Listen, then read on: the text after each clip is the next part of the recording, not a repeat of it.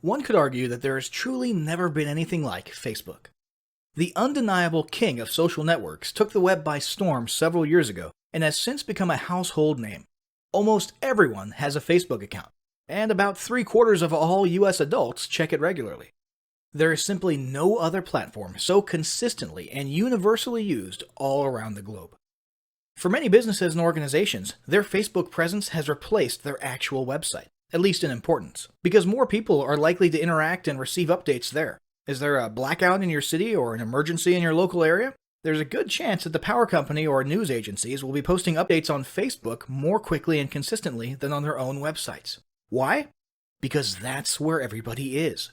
And you need to be where your audience is. Facebook has done an excellent job of developing an environment where people stay inside the platform. Although links to the outside are easy to create, it's now just as easy and perhaps more beneficial to keep things inside Facebook. For example, until a couple years ago, most people who wanted to share videos did so by linking to a YouTube video. Today, however, Facebook has made it both quick and easy to upload videos within the platform, and has even made it the best option by allowing Facebook videos to autoplay as people are scrolling through their news feeds, making this option the most beneficial for people doing the sharing and the most pleasing for those doing the consuming. And that's just one example of the things Facebook has done over the last couple years to keep people and businesses inside the platform. The result? After years of this sort of structuring and positioning, Facebook users now actually feel more comfortable when they remain inside Facebook. People trust and feel safe with the Facebook interface, the color scheme, and the overall look and feel, and prefer to consume content inside of it. Hence the enormous success of Facebook native advertising. The point is, if you want to market your business or brand in the place where your audience spends most of their time, and in a context in which they feel most comfortable, and by the way, you do, then you need to be marketing on Facebook. To fully get the point across here, let's look at some more statistics that'll give you a fuller appreciation of Facebook's size, reach, and importance. Almost 40% of the entire world's online population is on Facebook. Of the remainder who don't use Facebook, half of them live with someone who does. There are currently almost 1.8 billion monthly active users, and that's growing by 500,000 new users per day. Almost 1.2 billion daily logins occur, and 6 new profiles are created every second. More than 1 million hours of video viewing takes place on Facebook. Over 250 billion images have been uploaded, which boils down to about 350 million images per day. And just in case you were wondering about the level of engagement, Facebook users generate 4 million likes, 510,000 comments, and 293,000 status updates per minute. With a growing and engaged user base like that, it's no wonder more than 40% of marketers report that Facebook is a critical part of their business. The question is, how do you make it work for you? Now, a quick note on paid versus organic Facebook marketing. Ideally, a solid Facebook marketing strategy should include a solid mix of both of these. Organic marketing is an excellent and critical way to provide content and value, keep your audience engaged, gain brand exposure, grow loyal followers, and establish rapport. Paid ads are a great way to boost those efforts as well as to accomplish a variety of off-Facebook goals, such as website visitors, lead generation, and sales. Facebook's masterfully established native ad style has made paid ads even more effective than anyone could have imagined. That said, this guide will focus almost exclusively on organic marketing methods. If you're interested in how to get started with paid Facebook advertising, definitely check out our other guide on that topic. And now, without further ado, let's move on to the first step of any Facebook marketing endeavor: establishing goals.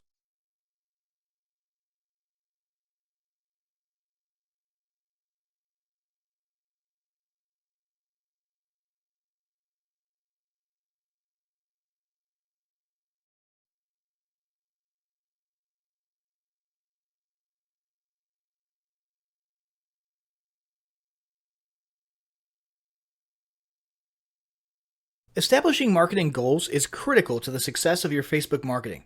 Countless entrepreneurs and businesses have set up a Facebook presence, made a few posts, and then let it sit untouched for months or even years. This is usually due to a lack or absence of goals.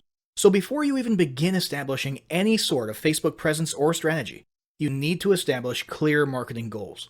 Your goals should be specific, measurable, and attainable. They can be long-term, short-term, or a mix of both. Deadlines and milestones can be helpful as well. Let me give you an example. I want to increase my social following would be an example of a bad goal that will likely result in your marketing efforts petering out after a while, because there's no specifics or milestones. On the other hand, I want to gain 1,000 likes by Christmas is an example of a good goal. It's specific, measurable, and certainly attainable. Below are some examples of the various goal categories you might be interested in for your business. First up, there's traffic to website, which usually means sales, leads, or content marketing. Probably one of the most popular goals of Facebook marketing is to funnel your Facebook traffic back to your own web properties. After all, most businesses don't do business on Facebook. You're leveraging Facebook to obtain traffic and convert that traffic into brand followers, leads, prospects, and customers. So maybe your goal is to get people to a landing page with a free offer where they can subscribe to your list and become a lead. Maybe they're being sent to a sales page or an e-commerce store. Maybe you just want to do some content marketing and send them to your blog. Whatever the case, the end goal for a lot of businesses will likely be bringing Facebook traffic away from Facebook and over to their own web properties. Next, let's look at the social following goal, which we also refer to as Facebook as autoresponder. In this goal category, your aim is to build a large number of followers. This usually means likes in the case of a business or brand page, or it could mean friends if you're focusing on your personal profile. The reason we also refer to this as Facebook as autoresponder is because the main sought-after benefit here is to increase the number of people who will see your posts in their newsfeed. In this sense, your Facebook posts become similar to sending out email broadcasts via your autoresponder. It should be noted that Facebook has recently adjusted its algorithms in such a way that people tend to see less posts from businesses they've liked.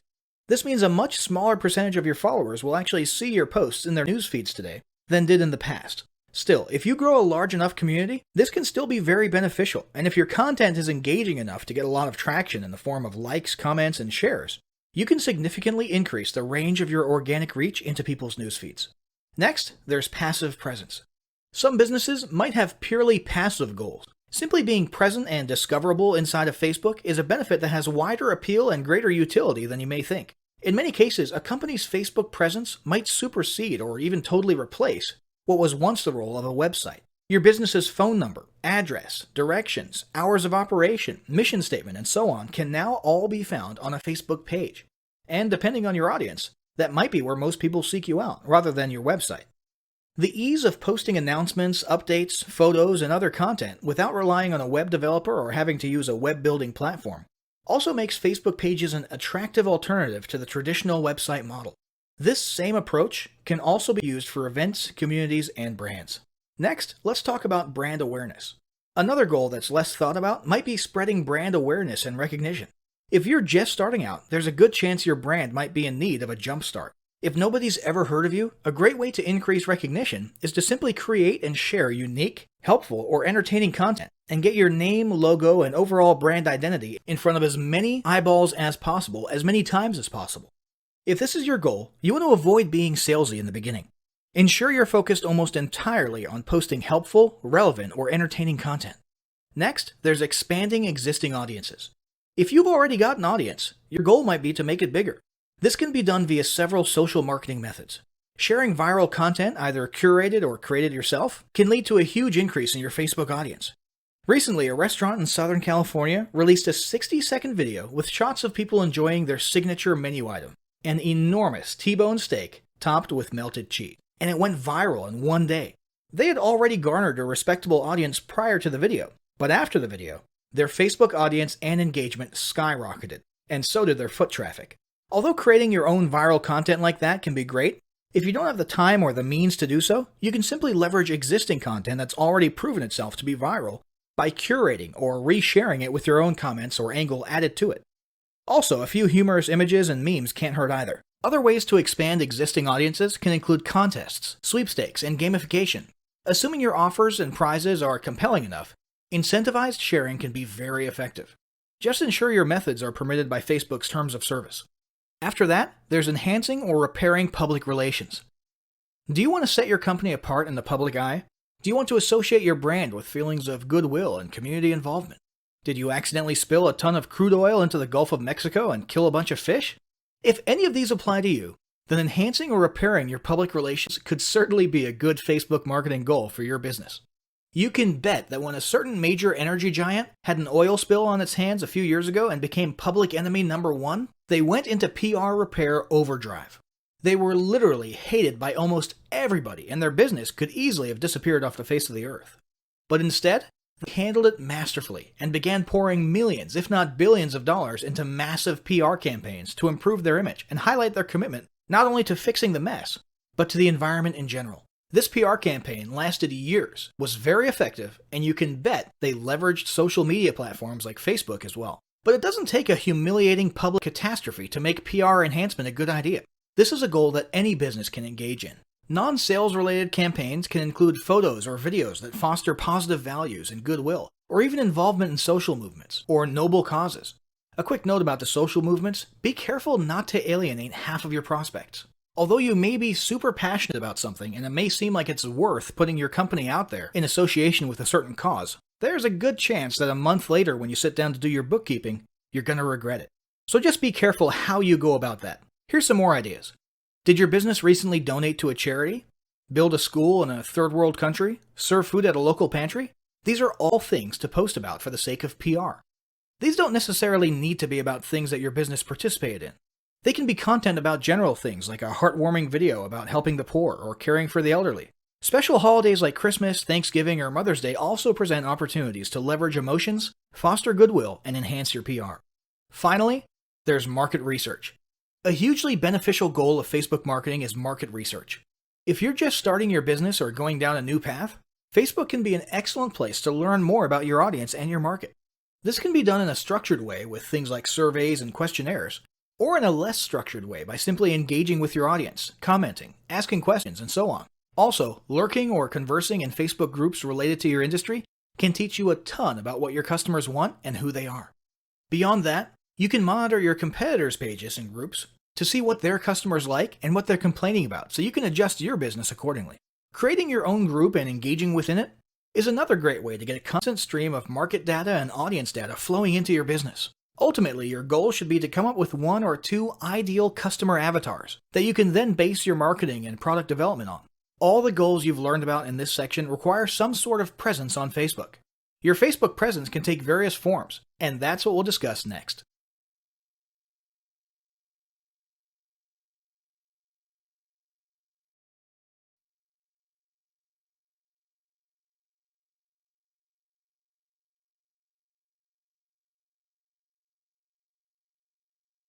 Now that you've got your presence established, it's time to start cranking out some quality organic marketing content. Let's look at some of the types of content you can create, curate, and leverage in your Facebook marketing. First, let's talk about basic posts. So much emphasis has been placed on visual media like photos, memes, and videos in recent years that many people have forgotten the power of good old-fashioned text. A basic textual post can accomplish a lot, and in fact, can actually stand out a lot in today's news feeds that are often filled with non-stop cliché viral images and videos. A standard textual post can be an excellent pattern interrupt in these cases. A textual post, whether it be from your personal profile, a business page, or a group, can be about anything you want.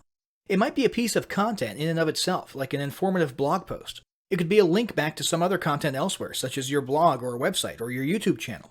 Other great ideas for content are questions, stories, and jokes. These can be great for boosting engagement and getting conversations started. A newer feature worth mentioning is the ability to make your textual posts appear as bold text on a large colored background. This is an awesome attention-grabbing feature that's definitely worth trying for short messages. There's only room for 2 or 3 sentences. Finally, a poll is a great way to boost engagement in your textual posts as well. Asking questions is already something that boosts engagement, and people love voting on things. So naturally, when you pair the two together, you're likely to get some great social traction. Here's a quick hint. For polls, always say something like, "Tell us why" in the comments below, so people can talk about their opinions and get some conversations and extra engagement going.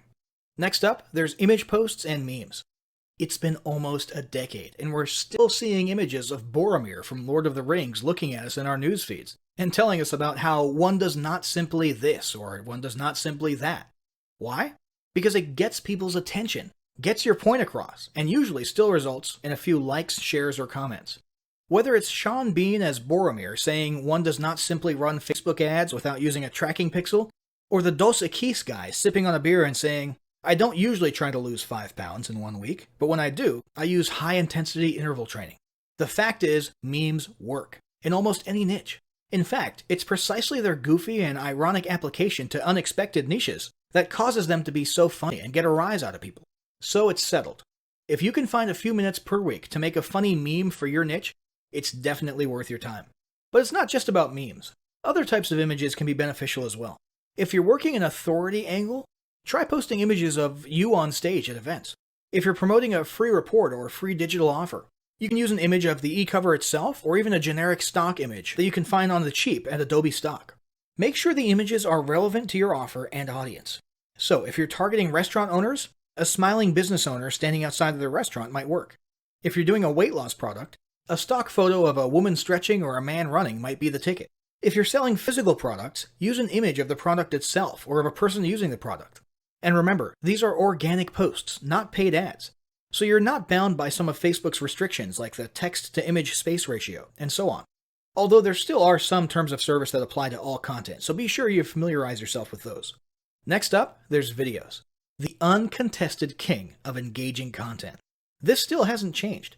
In fact, if anything, it's becoming even more of a norm than ever. If you're not using videos in your Facebook marketing, you're missing out big time. While it used to be common to use YouTube for hosting your videos and simply embed or link them on Facebook, in recent years, Facebook has started to beef up their own video hosting functionality. Today, Facebook is giving YouTube a run for its money, and many people are now beginning to lean towards Facebook as their primary video sharing venue. This is beneficial not only to Facebook, but also to marketers because Facebook has made its videos super engaging by making them autoplay with no sound while people are scrolling or swiping past them in their news feeds. This results in a ton of views and engagement. So, video content is a must. But what types of video content should you be incorporating into your marketing? There are several options. There's regular vlogs, talking head videos, selfie videos, screen capture videos, instructions, tutorials, tips and tricks, funny videos, motivational videos, animated explainer videos, short advertisement videos, inspirational videos, slideshow videos. The list goes on and on. Any way you're able to convey content or messages via videos is great. More recently, Facebook has introduced live streaming videos. You can literally host a live video feed or show and even invite others on for split-screen interviews and discussions from just about any device. All of these innovations in Facebook video sharing are helping to propel Facebook further into the video marketing spotlight, and it's not a trend you want to miss out on. Now let's talk about curated and repurposed content. Not all content needs to be created by you or your team from scratch. One very popular form of content marketing is content curation. This means finding existing content from someone else and simply resharing it yourself. This can be done simply by using the share button on Facebook to share other interesting or entertaining posts and add your own comment or commentary. Another way to curate content is to manually republish it. This can mean copying excerpts from someone else's blog, a news article, or a book, and so on. Just ensure you always attribute it to the author. For example, here's some great tips from the folks at such and such blog. And try to always put your own comments at the beginning or end and ask your audience what their thoughts are. This is a mutually beneficial form of content marketing because you're spreading the exposure of the other entity's brand, which they'll appreciate, while also posting content with almost no work required on your part. Another option for quick content publishing is to repurpose your existing content. Do you have ebooks, reports, or guides of your own? Why not take a chapter from one of your ebooks, tweak it at the beginning and the end, and publish it on Facebook? Heck, you could turn an ebook or report into a whole series of Facebook posts covering a whole week. Have a blog on your website with interesting articles and posts? Why not post a teaser or excerpt from each blog post, old or new, and a link to the post in question? Same goes for videos, podcasts, interviews, and so on. If you've been online long enough, there's a good chance you'll be able to repurpose a lot of your old content into Facebook posts. Now let's talk about boosting content. Although this guide is about organic content and not paid ads, it's worth mentioning that you can pay to give your organic content a little kickstart and increase the reach and exposure of it. You can do this by choosing any organic post of yours and clicking the Boost Post button. This will open a new screen where you essentially turn your post into a paid ad for a limited amount of time. You can set a budget, choose an audience, and many of the other settings you'd usually apply to creating a paid ad. This will get your post in front of many eyes that otherwise would not have seen it in their news feeds. Be advised, when you use this method, your post technically becomes a Facebook ad and will then be subject to Facebook ad guidelines that most organic content is not subject to. So if you have an image in your Facebook post and the image is almost completely text or has a very large text-to-image ratio, there's a pretty good chance it's not going to be a good fit as a boosted post. Now let's talk about content planning. Planning out your Facebook marketing strategy is super important. The last thing you want is for your Facebook presence to turn into one of those where you set up a page, post a few things, and then becomes lifeless for months at a time. This happens a lot. When people see this, you instantly lose credibility. And that's why it's important for your team to have a robust content posting schedule and strategy. Ideally, you should be posting something almost every day at least. However, this need not always be content designed from scratch. Instead, you can set aside 2 days of the week that are for original, created from scratch posts or videos, while all the other days in between only require a reshared post from elsewhere or a quick meme or image. Set aside another day of each week for a video post and maybe another day for a community poll. If you have a regularly updated blog or YouTube channel, you can also simply add a new step to your blog posting or YouTube uploading workflow, in which after each post or upload, a link to the new content should be shared and teased on Facebook. There are a number of ways to easily incorporate daily Facebook posting into your weekly routine. It would also be a good idea to establish a daily or at least weekly routine for you or a team member to go through all your posts and reply or interact with your audience if they commented or asked questions. Finally, let's talk about tools, services, and help. Maintaining a regular and active Facebook presence can be a little difficult if your business is already busy as it is.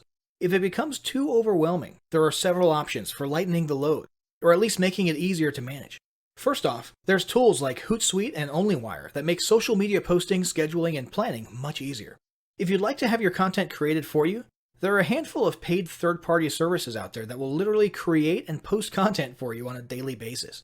$99 Social would be one example of this.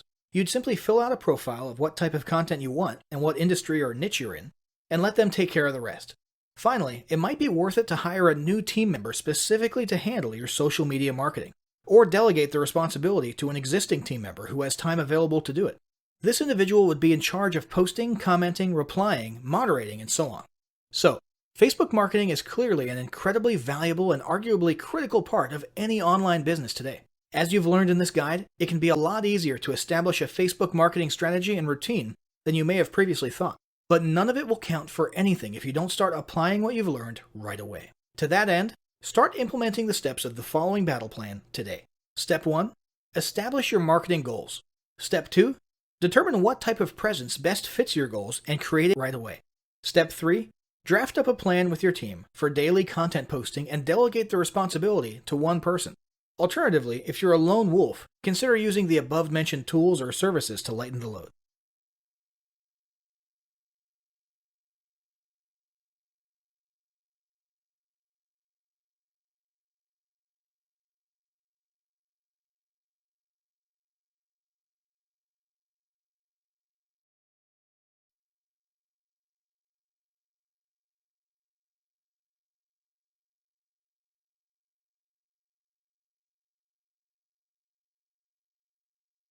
In order to reach your audience, gain followers, conduct market research, or accomplish any goals at all, you'll need to establish a presence on Facebook.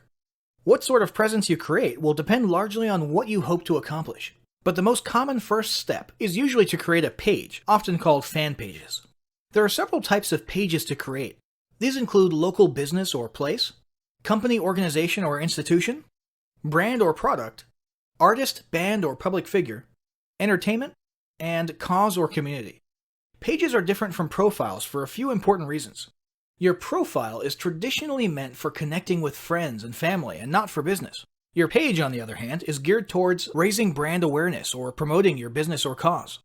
With pages, you can run paid advertisements, create special offers, analyze data and reports, gain likes and followers, and much more. Pages should be understood as a social avenue for you to build your relationships with prospects, customers, and clients. Finally, business pages are kept completely separate from your personal profile and bear no public connection to you unless you choose to reveal such a connection. Let's talk about building your pages. When you first start the page creation process, and you can simply go to facebook.com/pages/create, you'll be prompted to choose one of the page types listed above. This should be relatively obvious. There is some disagreement about whether online businesses should choose company/organization or brand/product. In most cases, for online businesses, it's the latter, but it entirely depends on your business. It won't make a huge difference in your page functionality though, so don't agonize over the decision too much. Once you've chosen a page type, You'll have a drop-down menu where you'll need to choose an industry or category. If you're unsure which category applies best, don't worry, you can change it later. Then you'll be asked to input a business or product name and hit submit. When you first arrive at your new page, it'll be a little barren, but Facebook has made it very easy to start fleshing it out. The first thing you'll want to do is write a short description of what your page is about. Facebook only allows 155 characters, so you'll want to not only get the main points in just a couple sentences, but you'll also want to make sure you include any critical keywords that you want to be found for when people do searches. Keep in mind, SEO is still important for Facebook, both for its internal search as well as your Facebook page ranking in search engines like Google. Consider using Google's Keyword Planner tool to determine the best exact keywords to use in your description. Speaking of being findable, you'll also want to assign a unique username to your page. What this does is create an easy-to-remember unique URL for your page, so you don't have a long, impersonal, alphanumeric URL. In the end, you should end up with something along the lines of facebook.com/yourbusinessname. But this will be subject to availability, and you may have to use something slightly different from your actual business name if it's already taken. For example, if facebook.com/Tom's Tomato Shack is already taken, you might have to stick a number 2 at the end of it, or settle for Tom's Tomatoes or something. Don't worry about this too much. It's not like you're choosing an important domain name or trademark. It's purely meant to make it slightly easier for you to put your page URL on a business card, or to make links for your page look more friendly.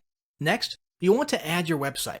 From the options on the right-hand side of your page, click Add a Website and enter your main website address, or depending on your goal, a specific landing page URL. After that, it's a good idea to add a second admin to your page.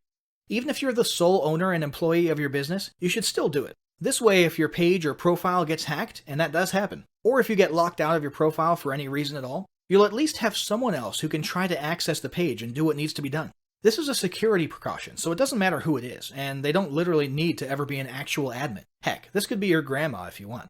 After that, you'll want to like your own page, so you'll now be following it via your personal profile, and you'll want to make sure you turn on notifications. Now you'll want to start visually completing your page. First, you'll want to add a square profile image. This can be an image of you or your logo, or whatever you want people to see associated with your brand. In addition to being visible on your page, this will also be the avatar image that accompanies your comments and activity on Facebook when you're posting or commenting as your business. Once that's done, you'll want to add a horizontal cover image. If you don't have a horizontal image to use for your cover, you can either create one yourself via a tool like Canva, or you can pay someone on Fiverr to make it for you. Next, go to Edit Your Page Info to adjust your page details. Here you can add categories, descriptions, contact info, location, legal disclaimers, and so on. Then, go to See All Information and see if there's anything else you want to add, such as awards, privacy policy, and so on. Finally, you'll want to add a call to action button to the top of your page. This CTA button can be for booking services, contacting you, purchasing or shopping, downloading something, or even a generic Learn More. After choosing one of these categories, you'll have a choice of more specific CTA wordings to select from. Once your page is ready and looking the way you want it, you'll have an opportunity to start inviting friends to like the page or to start posting content to the page timeline. Now let's talk about another type of presence: groups.